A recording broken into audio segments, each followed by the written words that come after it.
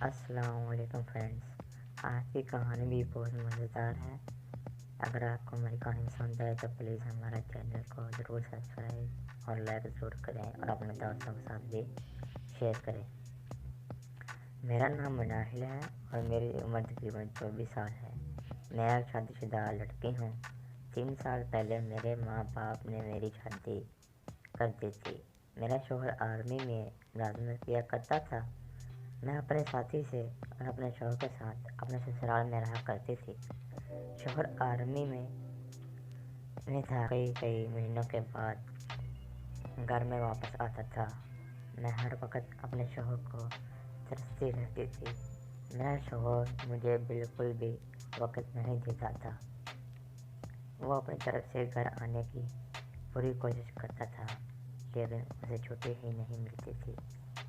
शादी के बाद मेरी कोई भी ख्वाहिशात पूरी नहीं हो रही थी, और ऐसी ख्वाहिशात जो हर औरत शादी के बाद पूरी करवाना चाहती है, दिन ब दिन मेरी ख्वाहिशात बढ़ती जा रही थी, क्योंकि उन्हें कोई भी पूरा करने वाला नहीं था। तंग आकर मैंने अपने शौहर से ये भी कह दिया कि आप मुलाजमत छोड़ दें, लेकिन वो मेरी इस बात पर राज़ी ना हुआ। मेरा शौहर मेरी कोई भी बात नहीं मानता था, इसलिए अब मैंने जिद करना छोड़ दी थी। मेरे गली मोहल्ले में काफ़ी जवान लड़के रहते थे, लेकिन मेरे ससुर के होते हुए ये मेरे किसी काम पे नहीं थे, क्योंकि मेरा ससुर मेरे ऊपर बहुत ज़्यादा नज़र रखता था। मेरे घर वाले मुझे अकेला बाहर नहीं जाने देते थे। इसकी एक वजह ये भी थी कि गली मोहल्ले के सब लड़के मेरे पीछे थे। मेरा हुस्न लड़कों की नींदें उड़ाने के लिए काफ़ी था। मैं बहुत ज़्यादा प्यार दिखाई देती थी। जैसे जैसे दिन गुजरते जा रहे थे, मैं दिन ब दिन मोटी होती जा रही थी। मुझे देखकर अक्सर लड़कों की हालत ख़राब हो जाती थी और वो मेरे रास्ते में खड़े रहते थे। मुझे बहुत अजीब अजीब नज़रों से देखते थे, इसलिए मेरे ससुर अब मुझे घर से बाहर नहीं जाने देते थे। लड़के हर वक्त मेरे घर के सामने खड़े रहते थे। सब लड़के मेरे साथ फ्रैंक होने की बहुत ज़्यादा कोशिश किया करते थे, लेकिन मैं इनमें से किसी को भी लिफ्ट नहीं करवाती थी। इनमें से 2 लड़कों तो मुझे मिलने का भी कहा, लेकिन मैं उन्हें भी मना कर दिया, क्योंकि मैं ऐसे नहीं मिल सकती थी। दिन ऐसे ही गुजरते जा रहे थे। फिर एक दिन अचानक मेरे ससुर की तबीयत ख़राब होने लगी। मेरी सास ने मुझे बाजार से चीज़ें लाने के लिए भेज दिया। मुझे घर से अकेले निकलने का मौका आज पहली दफ़ा मिला था। मैं आज हर किसी को देखती हुई जा रही थी। मैं बाजार से गुजर रही थी कि अचानक एक बड़ी सी कार मेरे पास आकर रुकी। मैं गाड़ी के अंदर बैठे बच्चों चुस्क चलते हुए लगी, लेकिन मुझे कुछ समझ नहीं आ रहा था कि इसने गाड़ी मेरे सामने क्यों रोकी थी, क्योंकि मैं एक लड़का नहीं बल्कि बहुत बड़ी उम्र का आदमी था। मैं दिल में सोच रही थी कि इतनी बड़ी उम्र का आदमी ऐसा क्यों करेगा। अभी मैं सोच ही रही थी कि इतनी देर में वो मुझे मुखातिब करने लगा और कहने लगा, आप बहुत प्यारी लग रही हैं। मुझे उस बूढ़े की बात सुनकर बहुत हंसी आ गई। मैं हैरान थी कि वो बूढ़ा भी मुझ पर फिदा हो चुका था। वो आदमी मुझे बहुत प्यार भरी नज़र से देख रहा था। अब तो मुझे भी इस पर तरस आने लगा था। उसकी उम्र तकरीबन 45 साल थी और मुझे बहुत अमीर दिखाई दे रहा था, क्योंकि उसके पास बहुत बड़ी गाड़ी थी।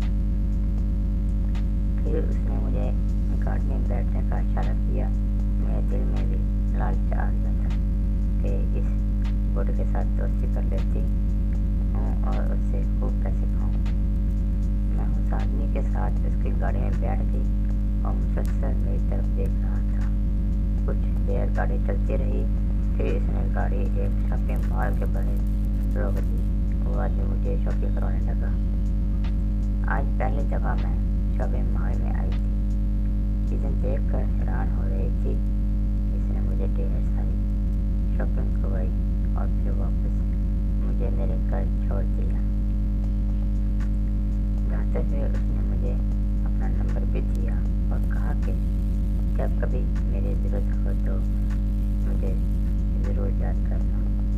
میں نے جلدی سے اس کا نمبر اپنے موبائل میں سیو کر لیا اور خوشی خوشی گھر کے اندر داخل ہو گئی۔ آج بہت سالوں کے بعد میری شاپنگ کرنے کی خواہش پوری ہوئی تھی، لیکن میرے سسر کی طبیعت دن بہ دن خراب ہوتی جا رہی تھی اور گھر کے سارے کام کاج مجھے ہی کرنے پڑ رہے تھے، یہاں تک کہ باہر سے چیزیں بھی اب میں خود ہی خرید کے لاتی تھی۔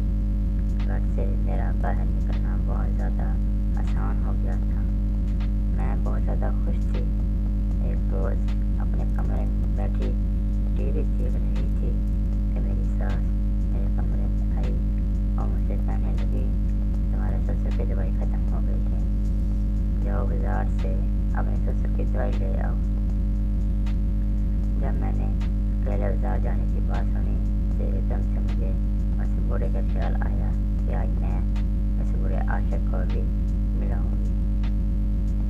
میں بہت خوش ہو گئی تھی۔ جلدی سے میں کمرے سے باہر نکلی اور تیار ہونا شروع کر دیا۔ میں تیار ہو کر بہت پیاری لگ رہی تھی اور میں بازار جانے کے لیے ایک رکشے میں بیٹھ گئی۔ میں نے اس آدمی کو فون کرنا شروع کر دیا۔ جیسے ہی اس نے کال اٹینڈ کی، اس نے مجھے اس شاپنگ مال میں ملنے کا کہا جہاں وہ اس دن مجھے لے کر گیا تھا۔ جیسے ہی رکشے سے اتری تو مجھ سے پہلے ہی وہاں موجود تھا اور میرا انتظار کر رہا تھا۔ میں جلدی سے رکشے سے اتری اور اس کی گاڑی میں جا کر بیٹھ گئی۔ مجھے اس کی ایک بات بہت بری لگ رہی تھی، وہ ہر عورت کو آتے جاتے بہت عجیب عجیب نظروں سے دیکھ رہا تھا۔ وہ مجھے سر سے لے کر پاؤں تک بہت غور سے دیکھ رہا تھا۔ پھر اس نے آہستہ آہستہ گاڑی چلانا شروع کر دی اور وہ مجھ سے پوچھنے لگا آج تم کہاں جانا پسند کرو گی؟ میں نے کہا کہیں نہیں، بس تمہیں دیکھ لیا اتنا ہی کافی ہے، اب مجھے شاپنگ کروا دو، اس کے بعد مجھے واپس گھر جانا ہے۔ وہ مجھ سے پوچھنے لگا کیا تم میرے گھر چل سکتی ہو میرے ساتھ؟ پہلے تو میں نے اسے صاف انکار کر دیا، لیکن وہ بہت زیادہ ضد کر رہا تھا۔ پھر میں نے اس کی بات مان گئی۔ کچھ دیر کے بعد ہم اس کے گھر پہنچ گئے۔ اس کا گھر بہت عالیشان بنا ہوا تھا، لیکن گھر کے اندر کوئی بھی موجود نہیں تھا۔ مجھے بہت ڈر بھی لگ رہا تھا۔ پھر اس نے میری بازو پکڑی اور مجھے صوفے پر بیٹھا دیا۔ وہ بھی میرے ساتھ ہی بیٹھ گیا اور ہم ادھر ادھر کی باتیں کرنے لگے۔ باتوں ہی باتوں میں وہ میری بہت ہی زیادہ تعریف کر رہا تھا۔ وہ مجھے بار بار دیکھ رہا تھا۔ کچھ دیر کے بعد اس نے اپنا ہاتھ میرے ہاتھ پر رکھتے ہوئے کہا ناہل تم بہت زیادہ خوبصورت ہو۔ باتوں ہی باتوں میں وہ آدمی میرے ساتھ کچھ عجیب سی باتیں کرنے لگا۔ مجھے اس کے عادے کچھ ٹھیک نہیں لگ رہے۔ پھر وہ آدمی مجھے اس کام کے بارے میں کہنے لگا۔ میں نے غصے سے اس کی طرف دیکھا اور اس سے دور ہو کر بیٹھ گئی۔ مجھے سمجھ آ چکا تھا کہ وہ میرے ساتھ کیا کرنا چاہتا تھا۔ میں غصے سے بولی ایسے بولنے سے اس بوڑھے نے میری جان چھوڑ دی تھی، ورنہ پتہ نہیں وہ میرے ساتھ کیا کرنا چاہتا تھا۔ اس دن کے بعد سے میں نے توبہ کر لی تھی کہ میں کسی بھی آدمی سے تعلق قائم